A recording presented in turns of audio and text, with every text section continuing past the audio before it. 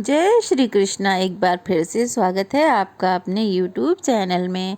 साल भर में कुछ पूर्णिमा ऐसी होती हैं जिन्हें बहुत ही लाभदायक माना जाता है और इन्हीं में से एक है आश्विन महीने के शुक्ल पक्ष में पड़ने वाली शरद पूर्णिमा।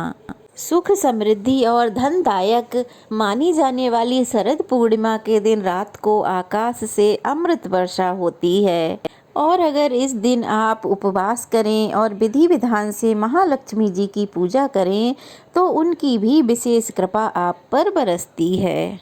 इस बार पूर्णिमा की तिथि प्रारंभ होगी 16 अक्टूबर बुधवार की रात 8:41 से और पूर्णिमा की तिथि समाप्त होगी 17 अक्टूबर गुरुवार शाम 4:56 पे। अब क्योंकि पूर्णिमा तिथि 16 अक्टूबर को रात से प्रारंभ हो रही है तो पूर्णिमा का व्रत स्नान दान सब कुछ आप 17 अक्टूबर गुरुवार से ही करेंगे।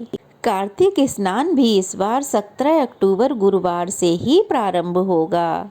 अब ऐसे में खीर बनाकर किस दिन रखें, इस बारे में हम सबके मन में प्रश्न उठता है। तो देखिए 16 अक्टूबर को रात भर पूर्णिमा तिथि विद्यमान रहेगी, तो ऐसे में जो खीर बनाकर रखी जाती है उसे आप 16 अक्टूबर को रख सकते हैं। इसके अलावा 17 अक्टूबर रात को भी आप चंद्रमा की रोशनी में खीर बनाकर रख सकते हैं क्योंकि 17 अक्टूबर को पूर्णिमा तिथि चंद्रोदय से पहले ही समाप्त हो रही है। तो ऐसे में आप ये भी सोचेंगे कि क्या इस तिथि में चंद्रमा की रोशनी में खीर रखनी चाहिए या नहीं रखनी चाहिए। लेकिन अगर आप 16 अक्टूबर की रात को खीर बनाकर रखते हैं और अगले दिन व्रत वाले दिन उसका सेवन करते हैं तो इससे आपको विशेष लाभ होगा।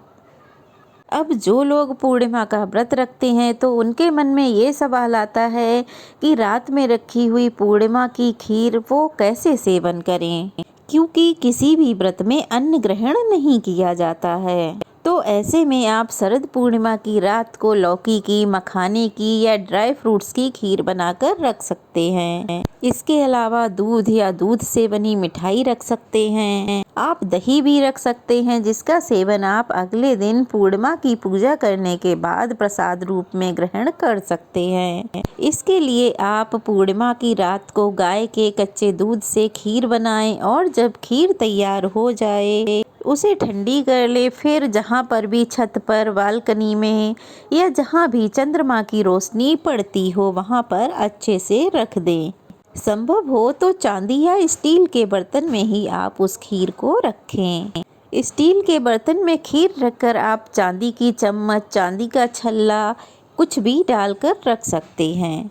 उसके बाद चावल की खीर को चांद की रोशनी में रखी हुई अगले दिन उसको ग्रहण कर सकते हैं। अगर रात भर रखना संभव ना हो तो आप आधा या 1 घंटा भी इस खीर को रख सकते हैं। चंद्रमा की रोशनी में रखी हुई खीर को ग्रहण करने से अनेक असाध्य रोगों से कुछ ही दिनों में मुक्ति मिल जाती है।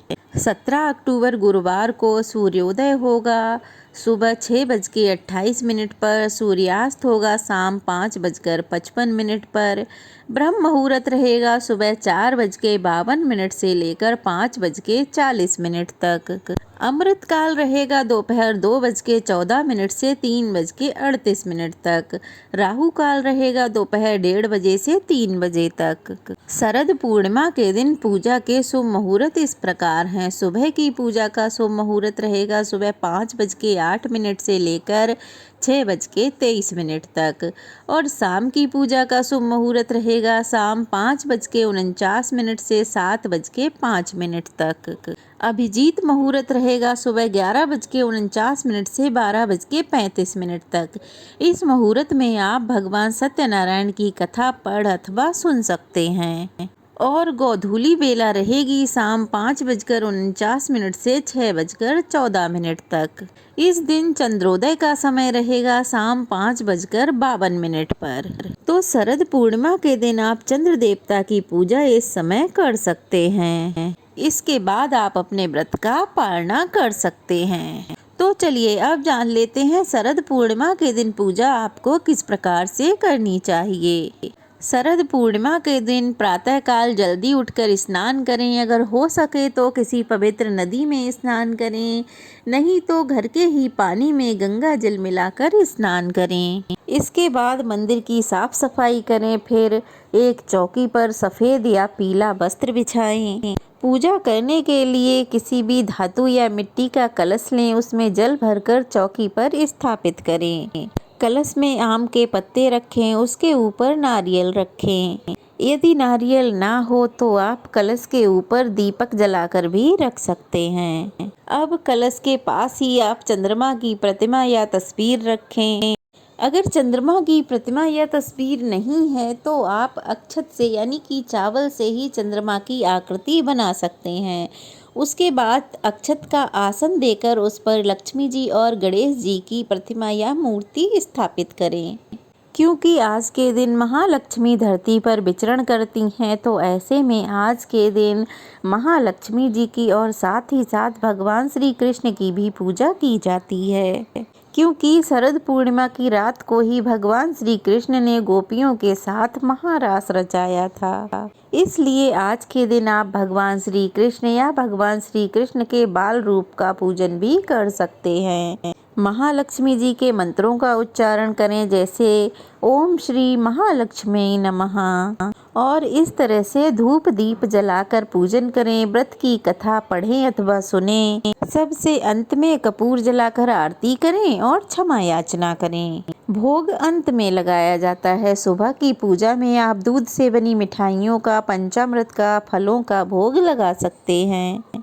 दिन भर उपवास रखें। जो लोग सत्यनारायण भगवान की कथा पढ़ते अथवा सुनते हों, उन्हें दोपहर के समय अभिजीत मुहूर्त में कथा पढ़नी अथवा सुननी चाहिए।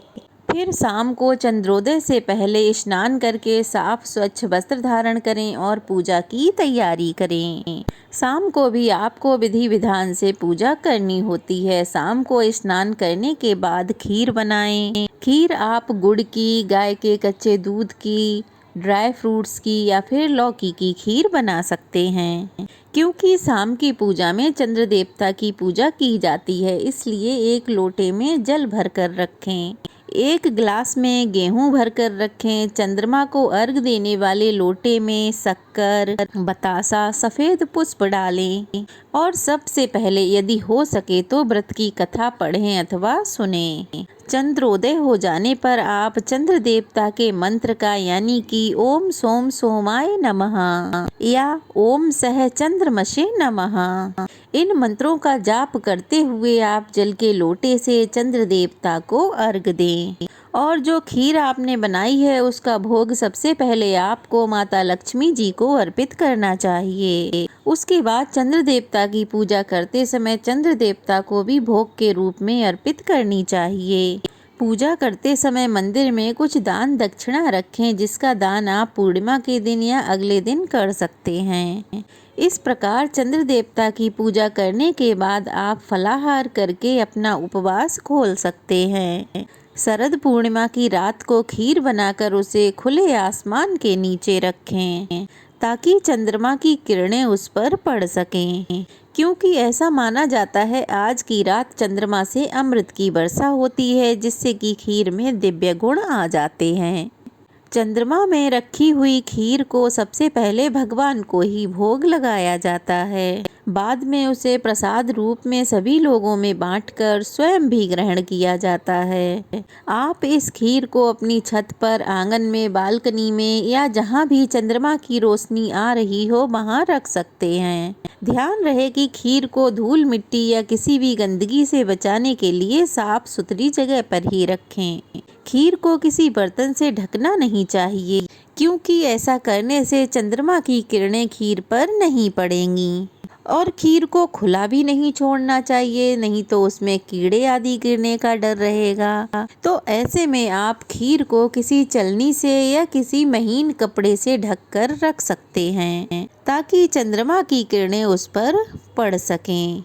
चंद्रमा की किरणों से भरपूर खीर को ग्रहण करने से पहले पूजा पाठ या फिर जागरण करना शुभ माना जाता है। पूजा और ध्यान के साथ ही रात भर जागरण किया जाता है। क्योंकि ऐसा माना जाता है आज की रात में महालक्ष्मी सबके घर घर में जाकर देखती हैं कि कौन जाग रहा है। इसीलिए शरद पूर्णिमा को कोजागर पूर्णिमा भी कहा जाता है।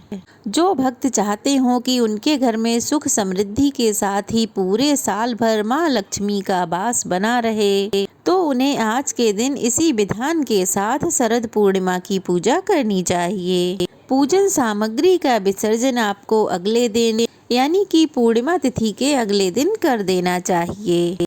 जो भी चौकी आपने लगाई है उसे विधि विधान से हटा लें, फूलों आदि का विसर्जन कर दें और जो दक्षिणा या गेहूं, फल, मिठाई जो भी आपने रखे हैं उन्हें किसी सुपात्र को दान में दे दें। ये थी आज की वीडियो। कैसी लगी कमेंट बॉक्स में ज़रूर बताइएगा। और आज के दिन सुनी जाने वाली कथा भी हमारे चैनल पर सुनाई जाएगी, सो प्लीज़ उसे भी ज़रूर सुनिएगा। और अगर नए हैं तो प्लीज़ चैनल को सब्सक्राइब कर लीजिएगा, वीडियो को लाइक कीजिएगा, ज़्यादा से ज़्यादा शेयर कीजिएगा, ढेर सारा प्यार और आशीर्वाद दीजिएगा। तो चलिए फिर मिलते हैं, तब तक के लिए जय श्री कृष्णा।